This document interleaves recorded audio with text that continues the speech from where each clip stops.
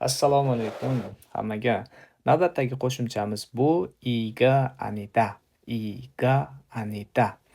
Xo'p, bu qanaqa grammatik qo'shimcha hozir birgalikda ko'rib o'tamiz. Iga anida koreys tilida inkor ma'nosini bildiradigan grammatik tuzilmalardan biri hisoblanadi. Bu emas, yo'q yoki bo'lmagan deb tarjima qilinadi. Xo'p, iga anidani endi tuzilishi, ya'ni gapda qanday holatda kelishini ko'rib o'tamiz. Otga qo'shiladi bu ham inkor qilyapti-ku. Boyagi imnida iyeyoni inkor shakli hisoblanadi. Xo'p, otga qo'shiladi.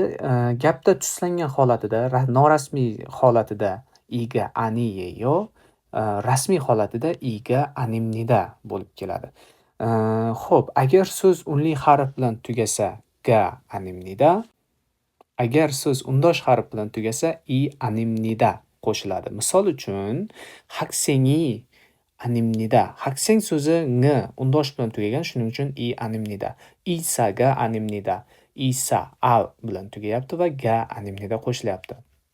Xo'p, misol ko'rib o'tamiz bunga. Xo'p, misolda nima deyapti? Michael Shinnon miguk saramimnika.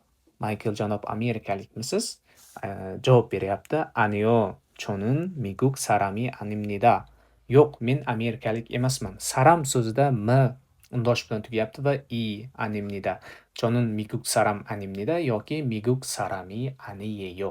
Xuddi shunday gapda ishlatamiz bu grammatik qo'shimchani. Bu grammatik qo'shimchamiz haqidagi barcha ma'lumotlar shulardan iborat edi. Sog' bo'lingizlar, salomat bo'ling.